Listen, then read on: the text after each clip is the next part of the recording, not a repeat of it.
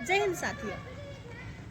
हम सभी के मन में एक ख्याल आता है कि आज हमारे देश की स्थिति क्या हो गई है। किसान कई दिनों से लगातार सड़कों पर आंदोलन कर रहे हैं। कोरोना काल में हमने देखा कि मजदूरों को खाने के लिए एक एक दाने के लिए मोहताज होना पड़ा। सैकड़ों मील उन्हें पैदल जाना पड़ा। युवा हाथ में डिग्रियां लेकर के घूम रहे हैं, उन्हें नौकरी नहीं मिल रही। महिलाओं की स्थिति ऐसी है कि न तो घर पे वो सुरक्षित है, न घर के बाहर सुरक्षित है। काम भी करने जाती हैं तो उन्हें वहां भी असमानता का सामना करना पड़ता है। दोस्तों, इसका समाधान क्या है? इसका समाधान है सकारात्मक राष्ट्रवाद। फिर हम सभी के मन में ख्याल आएगा कि राष्ट्रवाद तो राष्ट्रवाद होता है, इसमें सकारात्मक और नकारात्मक क्या? तो साथियों, मैं आप सभी को बताना चाहती हूँ कि जिस तरह से सोच होती है, सकारात्मक सोच हमें आगे बढ़ने की प्रेरणा देती है, तो नकारात्मक सोच हमें कुंठित करती है।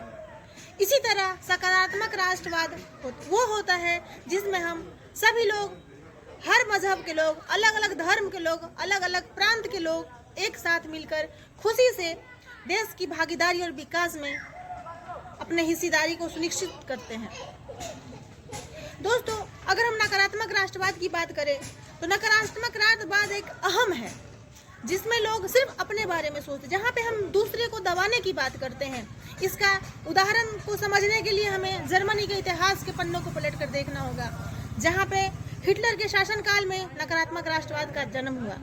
उसके परिणाम स्वरूप हजारों बेटे बेटियों को अपनी जान गंवानी पड़ी और अंततः हिटलर को भी आत्महत्या के लिए कदम उठाना पड़ा।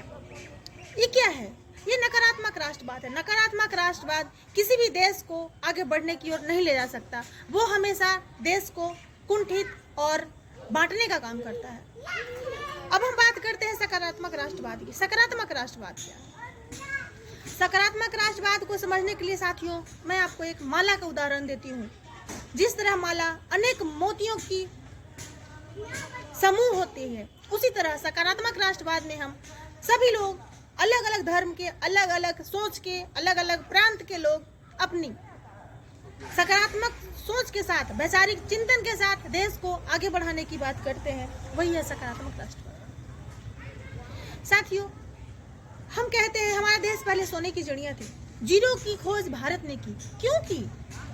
क्योंकि उस वक्त हम सभी को वैचारिक चिंतन करने की आजादी थी। साथियों, जहाँ ज्ञान होता है वही विज्ञान होता है। अब विज्ञान तभी आता है जब वैचारिक चिंतन होती है। और वैचारिक चिंतन करने के लिए हमें किसी भी तरह का दबाव या मानसिक तनाव की जरूरत नहीं होती। जब लोग खुले तौर पर स्वतंत्र रूप से वैचारिक चिंतन करते हैं, वहाँ पे नई नई तरह की सोच जागृत होती है, नए नए तरह के आविष्कार होते हैं। इन सबको करने के लिए क्या? इन सबको करने के लिए कहीं न कहीं एक सकारात्मक सोच की जरूरत होती है।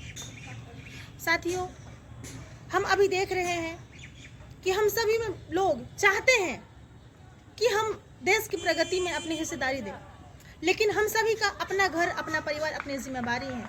लेकिन मनुष्य का मस्तिष्क ऐसा होता है जहाँ पे अगर हम एक बार किसी सोच को ठान लें तो हर काम को भली भांति कर सकते हैं। जिसके लिए हम सबको ये समझना होगा कि हम सभी लोगों के अंदर कहीं ना कहीं कुछ न कुछ सकारात्मक चीज़ें होती हैं। चाहे वो पढ़ा लिखा इंसान हो, चाहे अनपढ़ इंसान हो, चाहे वो वैज्ञानिक हो, चाहे वो खेत में काम कर रहा मजदूर हो।